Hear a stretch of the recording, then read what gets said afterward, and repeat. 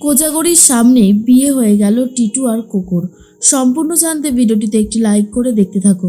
গল্পের শুরুতেই দেখা যায় কোকোর এখনও সাজ কমপ্লিট হয়নি।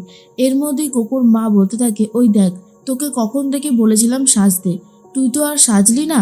দেখ এখন ওই বাড়ি থেকে সবাই চলে এসেছে, বরযাত্রী চলে এসেছে, টিটু চলে এসেছে, তুই তো আমার কোনো কথাই শুনতে চাস না কোকো। কোকো তখন বলে, আচ্ছা মা, বরযাত্রী এসেছে, বর এসেছে তো কি হয়েছে, এখনই তো আমার বিয়ের লগ্ন না, যখন লগ্ন ঠিক তখনই যাব, তুমি এত চিন্তা করছো কেন বলো তো। কোকোর মাসি তখন বলে, আরে হ্যাঁ হ্যাঁ সব হয়ে যাবে, চলো আমরা সাইডের দিকে যাই। এরপর মামি বলতে থাকে, সবাই এসেছে, পাত্রের মাও বুঝি আসবে। তখনই কোকোর মা বলে, হ্যাঁ অনেকবার করে কোজাগরির দিকে বলে এসেছি, আসার তো কথা, মনে হচ্ছে এখনো আসেনি। এরপরেই টিটুকে বরণ করে নিচ্ছে কোকোর মা, আর তারপরেই বলে, এসো বাবা ভেতরে এসো। টিটু তো আজকে ভীষণই খুশি। অন্যদিকে সৌরসিনীর সাথে আলাপ করছে কোকোর মা, আর টিনটিন বলে, কাকিমা এটা সৌরসিনী, আমার বান্ধবী।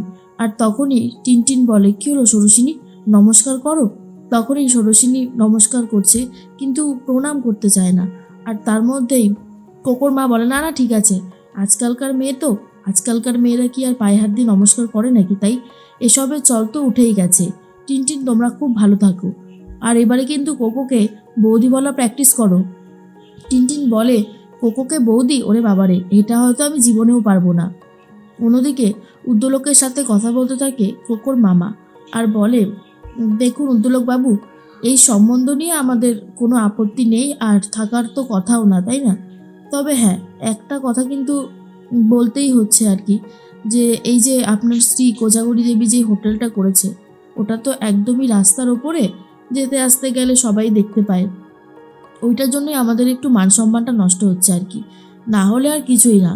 উদ্যোলক বসু বলে, দেখুন আপনাকে একটা কথা বলি, আজকালকার দিনে ছেলেমেয়েরা তো নিজেদের বিয়ে নিজেরাই ঠিক করে নেয়, আমাদের বড়দের কাজ হচ্ছে ওদের চার হাত এক করে দেওয়া, ব্যাস, এর থেকে তো বেশি কিছু আর আমাদের কাজ নেই।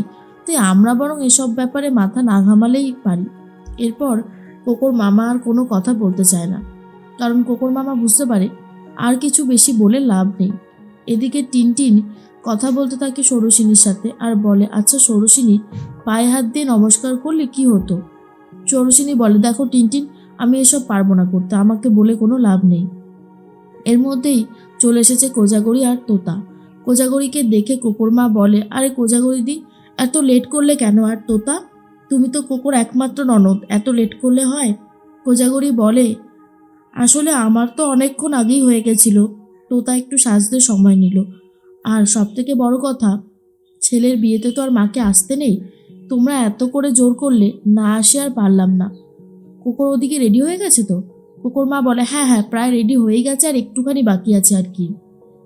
টিটু চলে এসেছে, টিটুকে বসিয়ে রেখেছি, আর এদিকে কিছু কাজবাজ রয়েছে আর কি। তখনই কোজাগরি বলে, না না ঠিক আছে, এসব নিয়ে আমি অত ভাবছি না।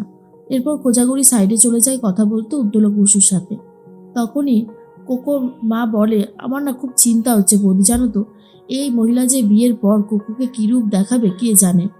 এমনিতেই কোকো তার শাশুড়ি মায়ের নামে দুডোক জল বেশি খায়।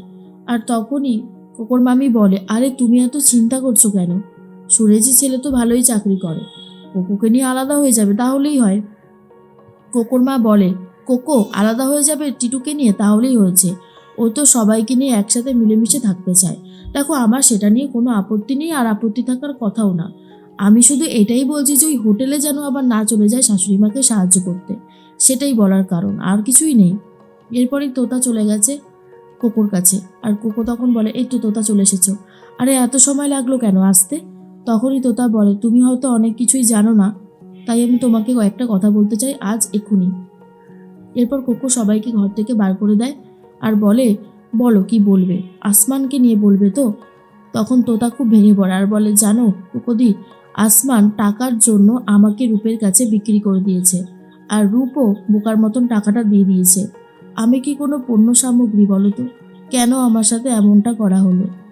তখনই কোকো বলে, দেখো আসমান তোমার ভালোবাসা পাওয়ার যোগ্য না, তোমাকে এটা মাথায় রাখতে হবে, ঠিক আছে। আসমানকে তুমি ভালোবেসেছো ঠিকই, কিন্তু একটা ভুল মানুষকে ভালোবেসে ফেলেছো, যার কোনো যোগ্যতাই নেই। আমি নিজে আসমানের কাছে গেছিলাম, আমি সমস্ত কথা জানি আর সমস্ত কথা শুনেছিও। তাই বলছি, যা হবার হয়ে গেছে, তুমি আসমানকে ভুলে যাও, এছাড়া আর তোমার হাতে এখন কোনো উপায় নেই। কিন্তু কোকো তখন বলে যে দেখো, রূপ যদি তোমাকে সত্যি ভালোবাসে, আলটিমেটলি ভালোবাসা ছাড়া তো তুমি আর কিছু চাওনি। কিন্তু আসমান কি করলো? ভালো তো তোমাকে বাসলোই না, উল্টে তোমাকে বিক্রি করে দিল। সত্যি ছেলেটাকে আমরা কতই না ভুল চিনেছিলাম, আমি, কাকিমা, তুমি, আমরা প্রত্যেকটা মানুষ এতটা ভুল চিনলাম। আমি মাঝে মধ্যে না সেটাই বিশ্বাস করতে পারি না। আর তখনই কোকো বলে, দেখো বিয়ের লগ্ন তো পেরিয়ে যাচ্ছে, এরপর আমাকে বেরোতেও হবে।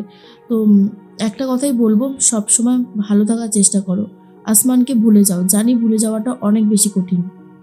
তোতা বলে, কাউকে সত্যিকারের ভালোবাসলে না ভোলাটা এত সহজ না।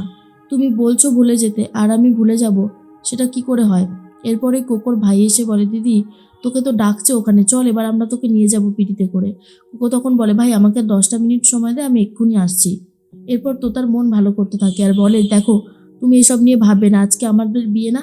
তুমি তো আমাদের বিয়ে নিয়ে অনেক প্ল্যান করেছিলে, সে সমস্ত প্ল্যান কোথায় গেল? হ্যাঁ, অনেক আনন্দ করতে হবে, ওই আসমান ফাসমানকে ভুলে যাও, যা হয়ে গেছে হয়ে গেছে।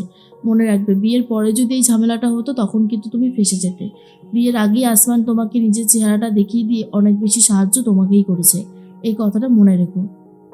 কোজাগরি খুঁজতে থাকে তোতা কোথায় গেল। নিশ্চয়ই কোকোর সাথে গল্প জুড়েছে, আর এখন কি গল্প করার সময়? বিয়ের লগ্ন তো পেরিয়ে যাচ্ছে। এর মধ্যেই টিটুও অস্থির হয়ে পড়ে। তারপরেই কোকো চলে এসেছে। কোকোর সাথে টিটুর শুভদৃষ্টি হতে থাকে। পিসিমা তখন বলে, বাবা, হ্যাঁ রে টিটু, আর কত দেখবি? কোকোকে কি দেখিসনি নাকি? দুটো বাড়ির পরেই তো বাড়ি, কতই তো দেখেছিস।